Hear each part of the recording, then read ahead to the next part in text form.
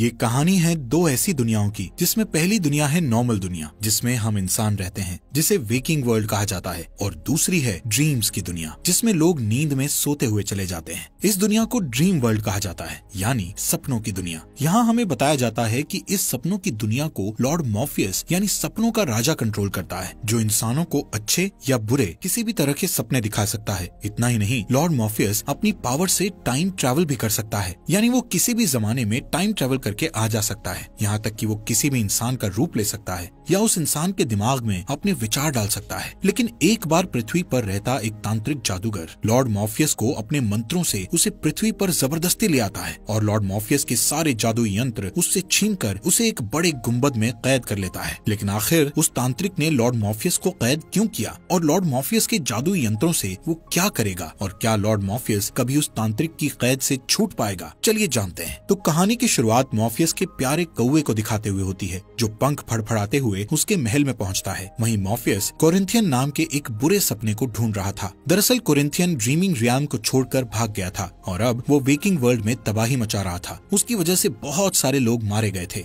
इसलिए सपनों का राजा यानी लॉर्ड मॉर्फियस कोरिंथियन को रोकने और उसे पकड़कर वापस लाने का फैसला करता है। वो अपना मास्क उतार कर कोरिंथियन को ढूंढने के लिए ड्रीमिंग वर्ल्ड से निकल जाता है। मॉर्फियस ड्रीमिंग वर्ल्ड में सबसे ताकतवर था, लेकिन वेकिंग वर्ल्ड में उसकी ताकत कम हो जाती है। लेकिन इसके बावजूद उसे कॉन्फिडेंस था कि वो अपने इस मिशन में कामयाब होकर रहेगा, क्योंकि उसके पास 3 हथियार थे। पहला पाउच ऑफ सैंड यानी रेत से भरी थैली, दूसरा हेल्म यानी मुखौटा, और तीसरा उसका रूबी स्टोन। यहाँ से सीन शिफ्ट होता है और हम देखते हैं कि साल 1916 के समय में इंग्लैंड में लॉर्ड मैगस नाम का एक आदमी और एक फेमस जादूगर मिलकर मौत के देवता को काबू करने के लिए कुछ तांत्रिक साधना कर रहे हैं, ताकि वो अपने मरे हुए बेटे को जिंदा कर सकें। उनके साथ उनके चेले भी मौजूद थे, जो एक स्वर में कहते हैं अंधेरे की दुनिया में। इस बीच लॉर्ड मॉर्फियस लंदन में कोरिंथियन के पास पहुंच जाता है। कोरिंथियन उस वक्त वहां एक आदमी का खून कर रहा होता है। मॉर्फियस उसे मारने ही वाला होता है कि तभी अचानक उसे वो मंत्र सुनाई देता है, जो कि था अंधेरे की दुनिया में। इतना सुनते ही वो तुरंत गायब हो जाता है। यहाँ इस राज का खुलासा होता है कि मौत के देवता को पकड़ने की जगह मैगस ने गलती से सपनों के राजा को पकड़ लिया था। अब क्योंकि मॉर्फियस एक अलौकिक शक्तियों वाला अनंत जीवी था, इसलिए मैगस उसे अपने तहखाने में कैद करके उसके सैंड पाउच, हेल्म और रूबी को निकालकर अपने पास रख लेता है, जिससे मॉर्फियस कमजोर हो जाता है। उसके कैद होने की वजह से वेकिंग वर्ल्ड में अफरा तफरी मच जाती है और स्लीपी सिकनेस नाम की एक बीमारी फैल जाती है, जिसमें होता यह है कि अगली सुबह लाखों लोग नींद में मर जाते हैं, जिनमें औरतें, मर्द और बच्चे भी शामिल थे। दरअसल ये सारे लोग नींद में सपने देख रहे थे, लेकिन उसी वक्त मॉर्फियस के कैद हो जाने के कारण वो सपनों की दुनिया में ही फंसे रह गए और वेकिंग वर्ल्ड में वापस नहीं लौट पाए। ऐसे ही एक दिन कोरिंथियन मैगस को ट्रैक करके ढूंढ लेता है और उसे बताता है कि वो किस तरह मॉर्फियस को अनंत समय तक कैद करके रख सकता है। असल में कोरिंथियन नहीं चाहता था कि मॉर्फियस इस कैद से आजाद हो, क्योंकि अगर मॉर्फियस आजाद हो गया तो वो उसे अपने साथ वापस ड्रीम वर्ल्ड में ले जाएगा। लेकिन कोरिंथियन ड्रीम वर्ल्ड में वापस नहीं जाना चाहता था, इसलिए वो मैगस को एडवाइस देता है कि तुम उसे कांच के गोले में रखकर उसके चारों तरफ मंत्रों से एक गोल घेरा बना दो। कोरिंथियन जानता था कि मॉर्फियस किसी के भी सपनों में आकर उससे अपना काम करवा सकता है, इसलिए वो मैगस को कहता है कि तुम अपने सभी गार्ड्स को सख्ती से ऑर्डर दे दो कि कोई भी मॉर्फियस की मौजूदगी में ना सोए। इसके लिए भले ही उन्हें नींद को भगाने वाली कोई दवाई लेनी पड़े तो ले लें। वो मैगस को मॉर्फियस के कौवे से पीछा छुड़ाने के लिए भी कहता है, क्योंकि वो कौवा अपने मालिक मॉर्फियस का बहुत वफादार था और वो उसे छुड़ाने के लिए कुछ भी कर सकता था। ये सब सुनकर मैगस बेसमेंट में जाता है, जहाँ मॉर्फियस कैद था।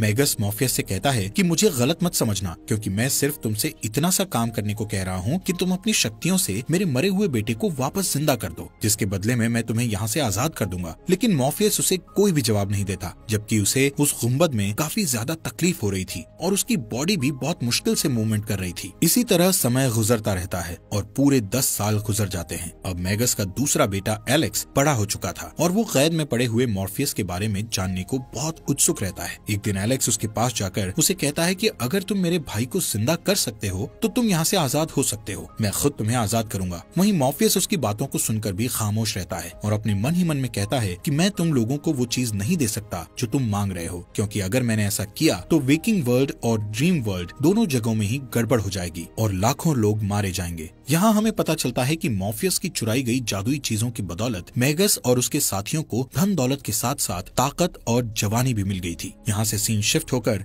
साल 1926 में चला जाता है, जहाँ पर एलेक्स एक बार फिर से मॉर्फियस से बात करता है। वो मॉर्फियस से दोबारा वही कहता है कि अगर तुम मेरे मरे हुए भाई को हमें वापस जिंदा लौटा दो तो मेरे पिता तुम्हें इस कैद से आजाद कर देंगे। लेकिन उसी वक्त मैगस वहाँ आ जाता है और एलेक्स को उससे बात करते देख लेता है, जिसके बाद वो उसे सजा देने के लिए कमरे में ले जाकर बहुत मारता है। मैगस एलेक्स को कहता है कि अगर तुम सच में मेरे बेटे हो तो फिर तुम्हें मॉर्फियस के कौवे को मारकर ये साबित करना होगा। एक दिन जब मॉर्फियस का कौवा मॉर्फियस को छुड़ाने के लिए कांच के गुंबद को फोड़ने की कोशिश कर रहा होता है तो मजबूर होकर एलेक्स उस कौवे को गोली मार देता है। पिंजरे में कैद मॉर्फियस ये सब देखकर दुख से भर जाता है। इस घटना को कई साल बीत जाते हैं। एक दिन मैगस की एक दासी ईथल उससे कहती है कि वो प्रेग्नेंट है। तब मैगस उससे कहता है कि उसे और बच्चा नहीं चाहिए, इसलिए वो उस बच्चे को गिरा देने के लिए कहता है। इस बात से गुस्सा होकर ईथल उसका महल छोड़कर भाग जाती है, लेकिन जाने से पहले वो मॉर्फियस की चीजें रूबी, रेत की थैली और उसका हेल्म भी अपने साथ ले जाती है। जब मैगस को ये पता चलता है तो वो गुस्से से पागल हो जाता है और उन चीजों को वापस पाने के लिए मॉर्फियस के पास जाता है और उससे कहता है कि अगर मॉर्फियस उसे ढेर सारे पैसे और पावर के साथ साथ अमर बना दे तो वो उसे आजाद कर देगा। लेकिन मॉर्फियस इस पर भी कुछ नहीं कहता। तो फ्रस्ट्रेट होकर मैगस एलेक्स पर अपना गुस्सा निकालता है। उन दोनों में लड़ाई होने लगती है, जिसमें मैगस को धक्का लग जाता है और वो सर के बल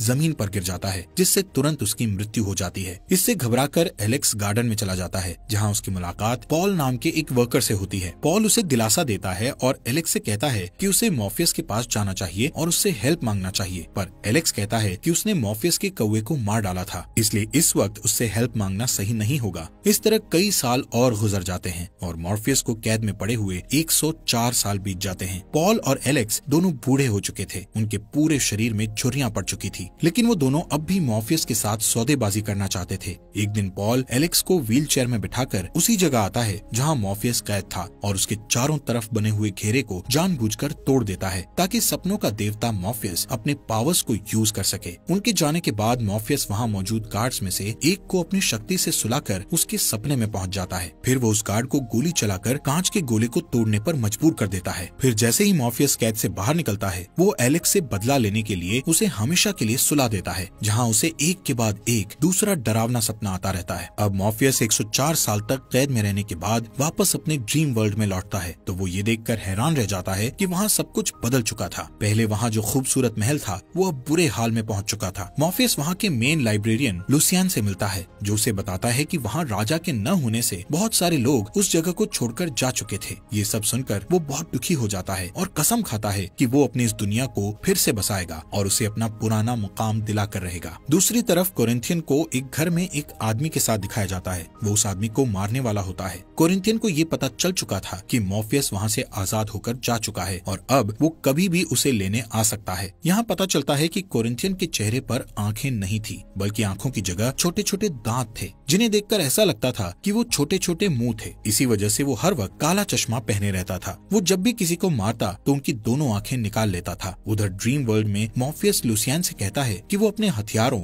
रूबी, सैंड पाउच और हेल्म के बिना कुछ नहीं कर सकता, इसलिए अपनी दुनिया को फिर से आबाद करने के लिए सबसे पहले उन हथियारों को ढूंढना होगा। अब सीन शिफ्ट होता है और हमें न्यूयॉर्क का बफलो एरिया दिखाया जाता है, जहाँ बूढ़ी ईथेल लोगों से छुप कर रहती है, क्योंकि वो एक इंटरनेशनल क्रिमिनल बन चुकी थी और अलग अलग रूप बदलकर जी रही थी। एक दिन कोरिंथियन उसके पास आता है और उसे पार्टनरशिप का ऑफर देता है। चूंकि वो दोनों मॉर्फियस के दुश्मन थे, इसलिए ईथल उसकी बात मान लेती है। फिर वो दोनों उस सिचुएशन से निपटने के लिए प्लानिंग करते हैं। ईथल झूठ बोलती है कि उसे मॉर्फियस के हथियारों के बारे में कुछ नहीं पता, लेकिन तभी कोरिंथियन उसके बेटे को वहाँ से ले आता है, जिससे ये साबित हो जाता है कि ईथल उसे जितना होशियार समझ रही थी, कोरिंथियन उससे कहीं ज्यादा होशियार था। इस बीच मॉर्फियस अपने महल में सबको बताता है कि उसे अपने हथियारों को पाने के लिए उन तीनों देवियों को बुलाना पड़ेगा, जिन्हें फेट कहा जाता था। लेकिन उन्हें बुलाने के लिए उसे किसी पावरफुल चीज की जरूरत थी, जिससे वो पावर को अपने अंदर उतार सके। इसके लिए वो अपने 2 ड्रीम ब्रदर्स के पास जाता है और उनसे वो गिफ्ट वापस मांगता है जो उसने उन्हें बरसों पहले दिया था। वो गिफ्ट एक प्यारा सा डायनासोर था, जिसका नाम ग्रेगरी था। दोनों भाई ग्रेगरी से बहुत प्यार करते थे और उसे देना नहीं चाहते थे, लेकिन ग्रेगरी खुद अपने मालिक की खातिर अपनी कुर्बानी देने के लिए तैयार हो जाता है। इसके बाद मॉर्फियस अपने घुटनों पर बैठ जाता है और ग्रेगरी की आत्मा को अपने अंदर उतार लेता है। अब उसके पास इतनी शक्ति आ चुकी थी कि वो फेट का सामना कर सकता था। इसके लिए वो एक नई जगह पर पहुंचता है, जिसे ड्रीम ऑफ अदर्स कहा जाता था। इस दुनिया को उसने नहीं बनाया था,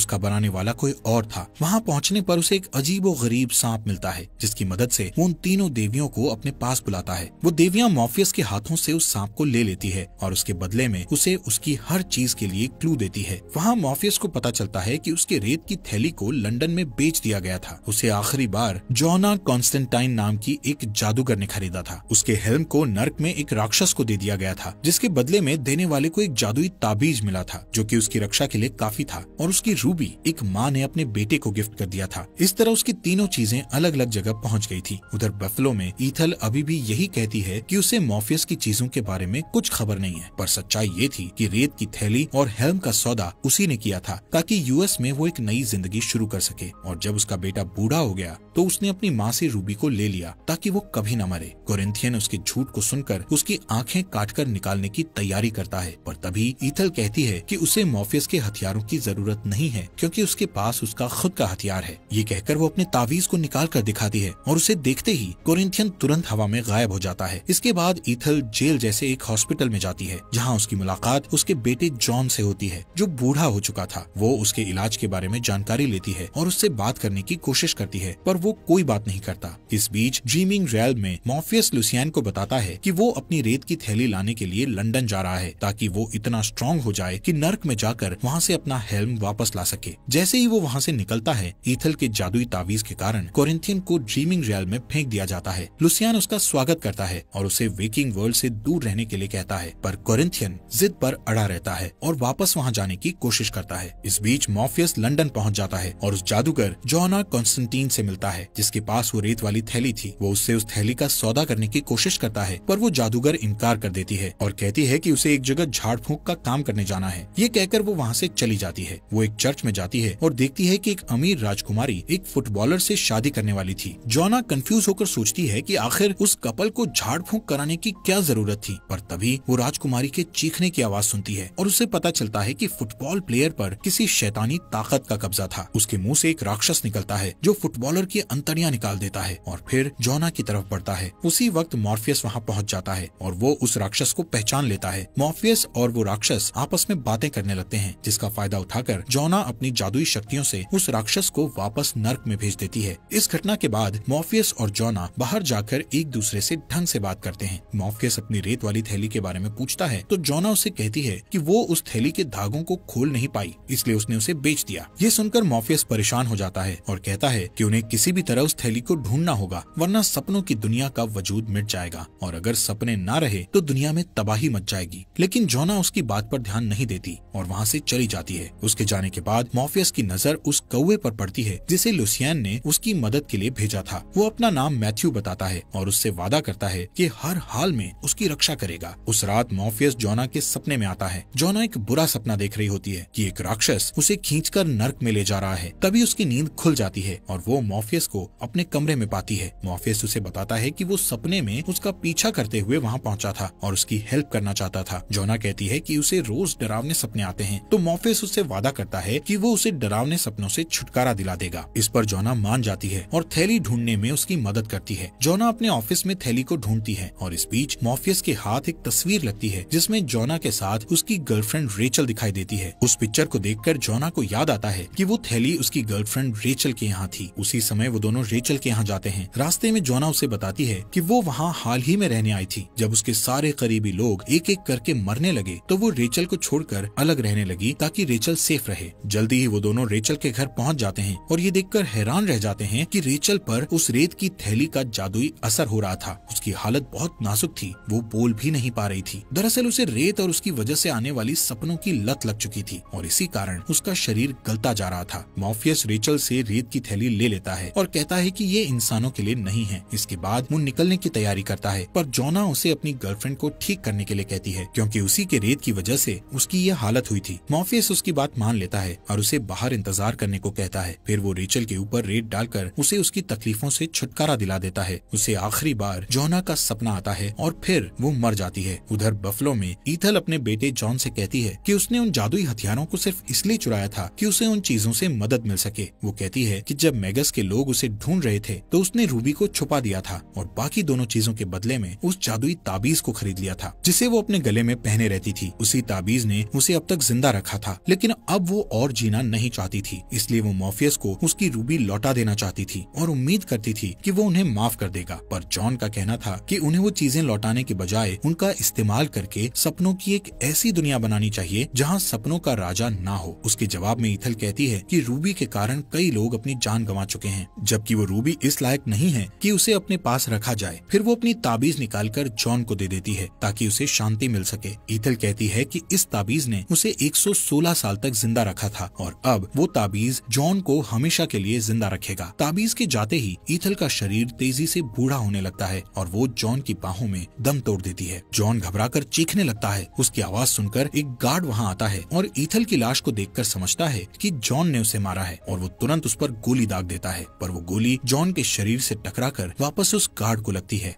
और वो तुरंत मर जाता है। इसके बाद जॉन उस बिल्डिंग से बाहर निकलता है जहाँ वो इतने सालों तक कैद था। वो बफलो की सड़कों पर खड़ा ठंड से कांप रहा होता है कि इतने में कोरिंथियन पीछे से आकर उसे अपना कोट पहनने को देता है। जॉन को लगता है कि वो एक अजनबी है, इसलिए वो कोट लेने से मना कर देता है, पर कोरिंथियन जिद करने लगता है। आखिरी सीन में हम देखते हैं कि मॉर्फियस जोना को बताता है कि उसकी गर्लफ्रेंड रेचल शांति से गुजर चुकी है और वो जोना को इस बात की गारंटी देता है कि अब से उसे कभी डरावने सपने नहीं आएंगे। ये सुनकर जोना वहाँ से चली जाती है। उसके जाने के बाद मॉर्फियस अपने कौवे मैथ्यू के साथ डिस्कस करता है कि उन्हें अब हेल में जाने की तैयारी करनी चाहिए। उम्मीद है आपको ये सीरीज अच्छी लगी होगी। आपका दिल से शुक्रिया हमारे फॉक्स एक्सप्लेनर हिंदी चैनल को सब्सक्राइब करने के लिए।